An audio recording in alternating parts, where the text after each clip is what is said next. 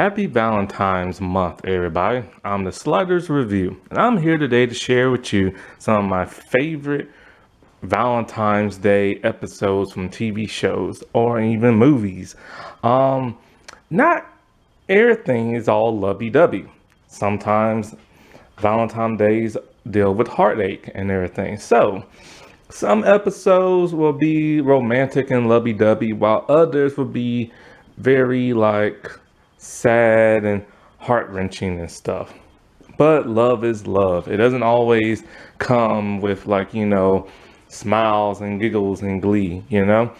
So, I'm here today to talk to you about Power Rangers in Space, A Date with Danger. So Zane is finally here, the Silver Ranger. And so Astronomer keeps sending down the Toro Bull monster, which is basically like a bull with Ecliptor type horns and this weird giant crystal stuck in the middle of his head. The crystal is supposed to gather data when the Rangers fight and stuff. So that's a really cool feature. And the bull looks great. I miss old school monsters in Power Rangers. They look way too silly now. And it's cool to start the episode off in a giant fight scene, which they defeat the monster. And but the problem is that Astronomer, when she saw that the monster was getting his butt kicked, she sent down a different monster. This different monster, when I think she tried to blast the range or something like that, it hit the monster or something like that, and he gets pissed. And so he tries to attack Astronomer. Zane is there, he sees that, and he rescues her. Now you gotta remember, this is when Zane first came in, and his powers are still weak and deteriorating and stuff. And so this episode is pretty interesting because it's the episode where him and Astronomer start having feelings for each other, which is very unusual for a villain to have in this series. King Mondo and Machina, they were really the only real villain couple to love each other and be a couple when the season started. Zed and Rita, Zed was forced into marriage with a magic spell. So yeah, this is the first time really this a villain there turned lovey-dovey. But this is because Karone is evil, but she's still that humanoid type person with emotions and stuff like that before she gets brainwashed and everything.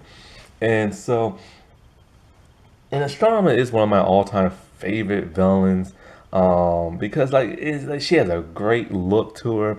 The actress, I love her voice to death. It's sweet as sugar, man. And she's one of the most evil people in the series, but she's so sweet when she talks. And she has these cute little freckles and everything. And I always wonder, what does her hair look like underneath? And in this episode, we finally find out. It's short little bob, which is kind of blondish, dirty blonde type hair. And it's just and then it's she just looks like she comes out of she looks so 90s in this, especially with the outfit she wears when she turns into a human and stuff. And she's wearing such a 90s outfit. She looks like she could be ripped out of a pop music video or something like that, or something off the WB. And so when he rescues her, he takes her to somewhere near a pond area, and his helmet's off, and he's attending to her wounds, and he's making her some weird something. I don't know what he made. He made something to drink out of the herbs he found outside or something like that. Well, I don't understand, where did he get a pot and boiler and a cup and stuff like that? Where did he get that? I've always wondered that. So she tries to first attack him, but then he just turns to her, and he just puts a marshmallow on her scepter. And that's the cutest little thing ever. I was expecting something else, but it was just the most random thing. And something I always wondered about Zane, his voice was always so high pitched in this season. And I always wondered, did they augment his voice or anything like that? Because the actor now, his voice sounds pretty regular and normal sounding, deep and everything. But it was just so high pitched back then. And back in those days, they used to always change people's voices up to get a certain vibe for the character, because he is an alien stuff, which is why his hair It's bright blonde with like little gray streaks in it. And and so like speaking of his hair and hair color, man, that totally sucks what the people at Power Rangers did to him. So okay, like if you're a Power Ranger fan, you know he did not show up in Lost Galaxy crossover, which never made no sense. Like, where was the dude, right? He said he was never asked to come back. And so, but then the fandom wiki page says he was unavailable. So, I don't know. But anyway, but then he said they called him back for like a reunion type thing. It must have been during the Nickelodeon times because in Disney they really wasn't about bringing people back from like the past, but they only did that twice for certain episodes. And the Once a Ranger episode, it made no sense for them to bring back an additional six Ranger because they were just going with the core five. So it had to be Nickelodeon, and he simply just asked, "Hey, can I have an extra $300 to dye my hair back that color?" Because he's like a brunette with grays now, right? And he said after he asked for that, they never contacted him again. That is so low down of the Power Ranger people. They do that crap, man. The littlest thing a person will ask for or don't want to do, they just automatically like, okay, we're done with you. Especially when it comes to money and everything, because a lot of past Power Ranger people who never made it on screen was fired over money disputes. And then of course the original three, from back in Mighty Morphin, they was like they left because of the whole money thing. And it's a billion-dollar company. It's a huge franchise. They have so much money. And Nickelodeon totally has a lot of money. So I don't understand that. And so like it just sucks how they treat them people and stuff. And I don't understand why they didn't suggest he just wear a wig. Cause that's what Yoshi does every time he comes back as like the blue dino Charge Ranger and stuff. They just put a wig on him. But it's just like the moment somebody asks for money, they're like, nope, we're done with you. So that would have been cool to see him in a future episode, but that never materialized. And so in this entire episode, him and Astronomer are just like gushing over each other. They can't stop thinking about each other. Like they just have each other on their like minds a lot to the point where she is so distracted. All she's been doing is looking into like the window and looking out into outer space. And so like there's like this romantic movie that Cassie and Ashley want to go to. So they go there. And they bring Zane, but he doesn't want to go because he's too busy moping over Astronomer. And so after the movie, Astronomer decides, when she finds out the Rangers are down there watching the movie, she goes there to like meet with Zane, and he's smitten. And he likes the lady he sees because he doesn't even know it's Astronomer. She's in her civilian form, and it's kind of weird. He's crushing on Astronomer, but now he's gonna crush on her. That would have pissed her off, shouldn't it? But no.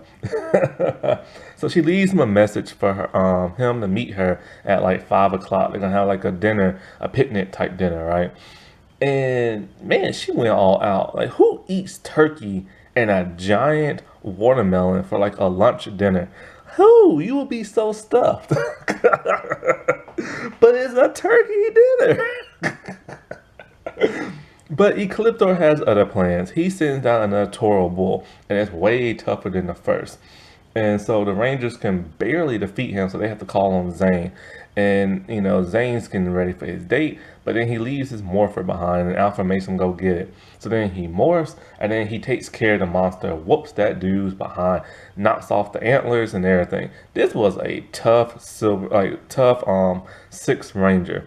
But he was so scrawny and skinny, but the dude was tough. You know what I'm saying? And I love his weapon, man. I hope Hasbro makes it one day because I want one. And so we get to see him ride around in two vehicles, his little glider and his motorcycle. And so because of this, he's late for his date. When Astronomer sees him, ooh, she is pissed. I love seeing her pissed. She's like, nobody stands me up, buddy. And she blasts the dude.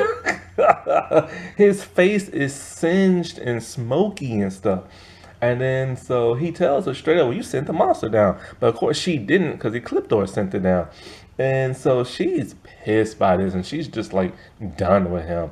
And so after the Rangers defeat the monster and everything, they're back on the ship. I love their space outfits, by the way. I always love their space outfits. I always wonder what Zayn would wear because, he couldn't wear gray silver because, he is the Silver Ranger, but they had him wear black. And speaking of colors, his costume's always kind of weird. His helmet was silver, dark silver, and his outfit was like a whitish, light silver. But it was never white because his gloves and boots are white. So he's sad, he's moping about his trauma. Everybody's trying to like talk to him, but they don't want to. So they're kind of like forcing everybody to talk to him. But he just doesn't want to talk and he mopes away all sad. And that's like a really cool thing to see, like a real emotion come these people instead of everything ending up in a nice little bow. And nothing ever became of those two after that, which is kind of ironic. And even though she's pissed at him, she still like has like feelings for him because she's still daydreaming about him. And it was like a really cool thing because at this point in time, we didn't know who she really was, and that like she's been raised by evil until Ecliptor does mention in this episode, "I've known you and raised you since she was like a little girl and stuff," but we didn't know she was kidnapped and everything, or Andros' sister. Now, wasn't that romantic? Or depressing, depending on what kind of video I just talked about. Okay, well, happy Valentine's Day, everybody. And bye.